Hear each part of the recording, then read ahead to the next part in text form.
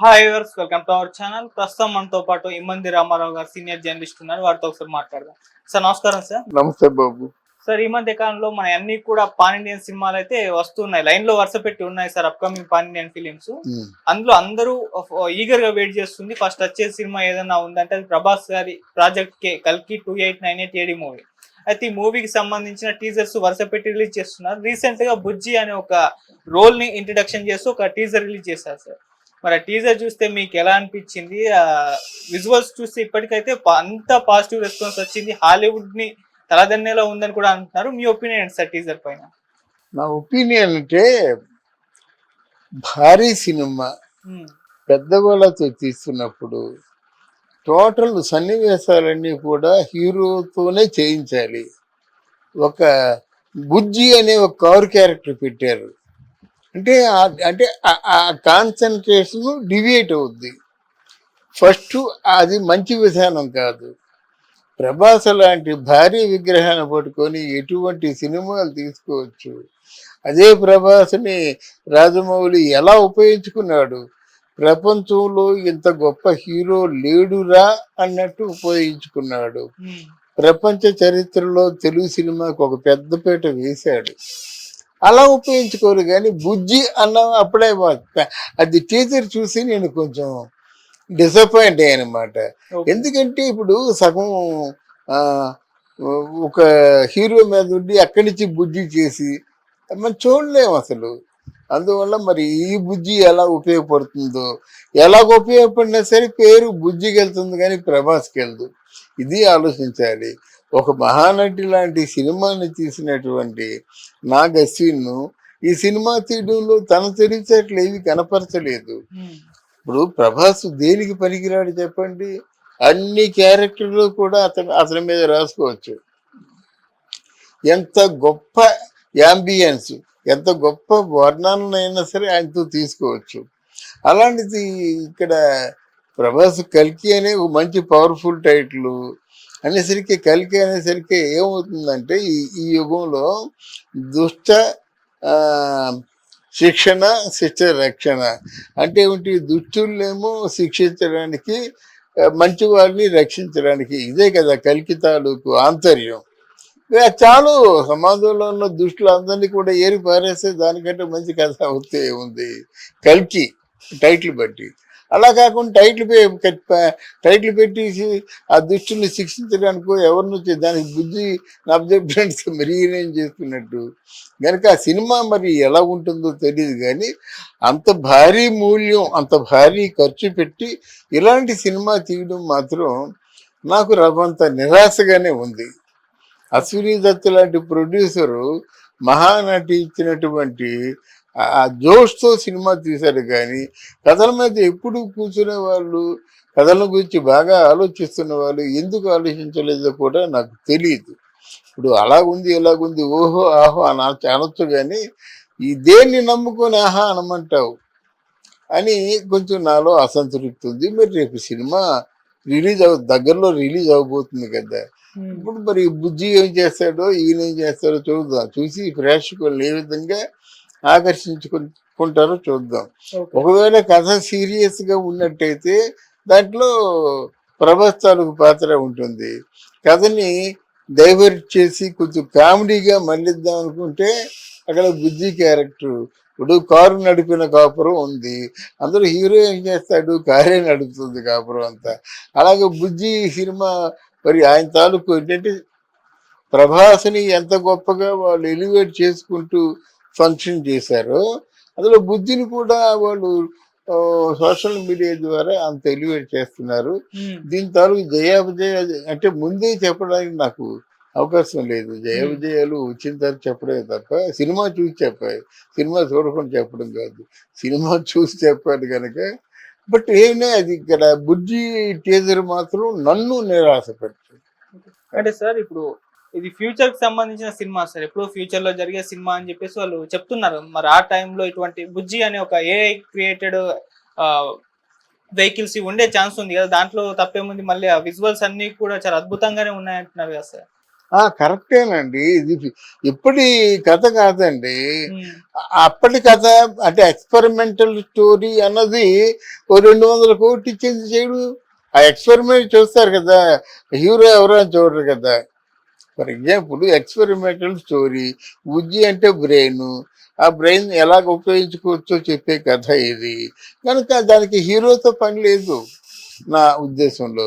Okay. దాన్ని ఎవరైనా సరే అక్కడ మెయిన్ ఎంటర్టైనర్ ఏదంటే అక్కడ బుజ్జి ఎంటర్టైనర్. ఓకే. ఏ హీరోన్నా పర్వాలేదు, కానీ ప్రభాస్ లాంటి హీరోని పెట్టుకొని ఆ కథ ఎంపిక చేసుకోవడం నాకెందుకో నా అనుభవంతో చూస్తే కొంచెం ఆశాజనకంగా లేదు. ఓకే. సార్ అలాగే ఇప్పుడు చూస్తున్నాం ఆ ప్రాజెక్ట్ కి, లేకుంటే పుష్ప, దేవర పెద్ద పెద్ద సినిమాలు రాబోతున్నాయి సార్. అవును, భారీ బడ్జెట్ సినిమాలు, అవును, దాదాపు 200 కోట్లు 300 కోట్లు వరకు, 500 కోట్ల వరకు కూడా ఖర్చు పెడుతున్నారు సినిమాలకి. అవును. సో ఇప్పుడు ఇవి పెద్ద సినిమాలుగా అంటున్నాం కదా, మీ అప్పుడు అంటే మీ జనరేషన్ అప్పుడు మీరు కూడా డైరెక్టర్ కాబట్టి ఆ టైంలో పెద్ద సినిమాలు అంటే ఎలా ఉండేవి, వాటిని ఎలా తీసేవారు, ఎంత బడ్జెట్ లో ఉండేవి, అప్పుడుకి ఇప్పటికి మధ్య పోలికలేంటి సార్? ఆ, బాగా చెప్పారు. అప్పుడు ఆ కాలంలో ఎవరు కూడా నేల మీద స్వామి చేశారు, ఉమ్, ఆకాశంలో గిద్ది స్వామి చేయలేదు. అందువల్ల వాళ్ళు ప్రొడ్యూసర్ అనేవాడు ఒక సంవత్సరం పాటు ప్రొడ్యూసర్ ఆఫీసు కలకలలాడుతూ ఎంత బాగా ఉండేదంటే కథ మీద కూర్చునేవారు. ఆ కథ పూర్తిగా సంతృప్తికరంగా వచ్చేంత వరకు రోజు కూర్చోవడం.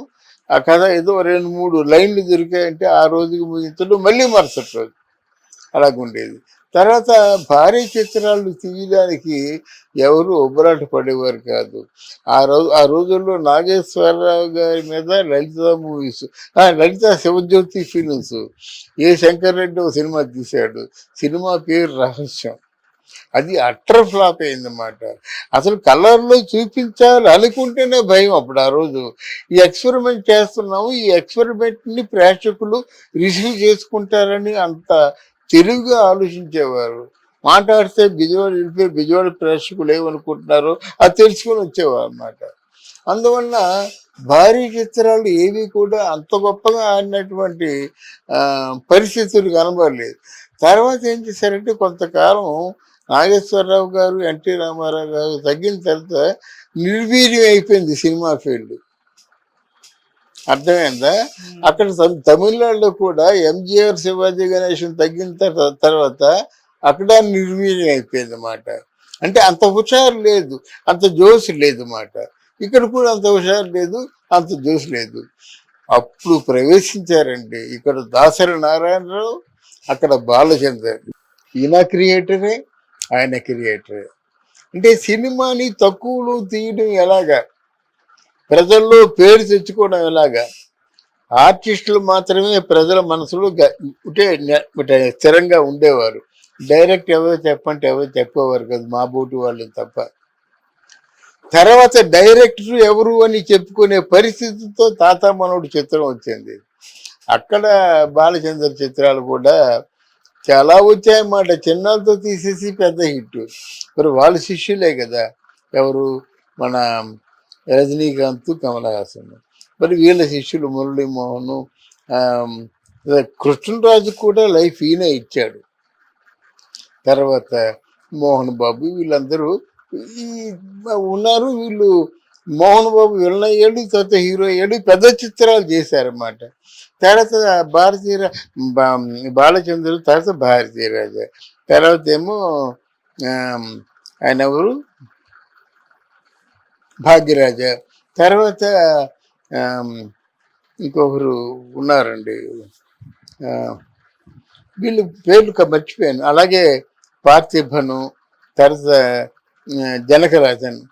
ఆలోచనాత్మకంగా వచ్చాయి కానీ ఏ సినిమాకి ఎంత ఖర్చు పెట్టాలనేది ఏమి రాలేదు. ఎవరు ఏ హీరో, ఈ మురళీమోహన్, ఇక్కడ మోహన్ బాబు ఎవరిని తీసుకొనియండి, ఏదో కథకు తగ్గ సినిమాలు చేసేవారు. చాలా దాన్ని పొదుపుగా డబ్బును వాడేవారు అన్నమాట. వాళ్ళు చేసిన సినిమాల్లో ఏది 35 లక్షలు మించింది ఏమి లేదు. తర్వాత వచ్చిన డైరెక్టర్స్ ఇక లక్షలు పోయి కోట్లు మొదలు పెట్టారు. ఈరోజు ఆలీతో సినిమా తీయాలంటే మినిమం బడ్జెట్ 5 కోట్లు.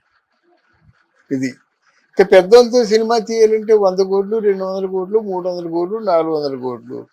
ఇది జోదం అయిపోయింది. నిర్మోహమాటంగా చెప్తున్నాను కానీ జోదం అయిపోయింది. మీరు భారీ చిత్రాలు తీసినట్టయితే బై ఫ్లూక్ ఆడచ్చు, ఆడకపోవచ్చు. కానీ కథ బాగుంటే ఈ సినిమా తీసిన సినిమాలు ఎంత బాగాడాయి. అది హనుమాన్ ఎంత బాగుంటుందండి. తర్వాత ఇంకేదో సినిమా వచ్చింది. ఇవన్నీ కూడా చాలా బాగా ఆడాయండి సినిమాలు. బేబీ అనే సినిమా ఒకటి వచ్చింది, చిన్న సినిమా, ఎంత బాగా ఆడాయి. ఇవన్నీ చాలా బాగా ఆడాయి అన్నమాట. బట్ బడ్జెట్తో తీసిన సినిమాలు ఎప్పటికైనా కొంచెం ఏది ఎక్కువ తక్కువైనా నిరాశపరుస్తుంది. ప్రభాస్తో ఆయన ఎంత మంచి సినిమా తీశాడు. ఆయన రాధేశ్యామ్ అనే సినిమా కదా, రాధేశ్యామ్ అనే సినిమా తీశాడు. ఇంకోటి ఏది తీశాడు, ఇది సాహో, సాహో తర్వాత ఆదిపురుష్, ఆదిపురుష్, సలార్, ఆదిపురుషు, ఇంకా సలార్. అది ప్రభాస్ చేసినటువంటి సినిమాల్లో ఆదిపురుషు ఎంత ఘోరమైన దెబ్బతిన్నది. మనం పెద్ద బడ్జెట్ అనుకుంది. సలార్ అనే సినిమా కూడా బాగా ఉంటుందని గుండు బాదుకున్నారు కానీ ఆ సినిమా లేదు. సాహో తర్వాత ఆయనకి ఇంకొక హిట్ లేదు. ఈ పరిస్థితుల్లో మరి ఎందుకు తీశాడో, ఎందుకు ఒప్పుకున్నాడో, వాళ్ళు ఎందుకు చేశారో అన్నది సినిమా చూసిన తర్వాత మనకు అర్థం అవుద్ది. Okay, okay sir, thank you so much. Thank you అమ్మా.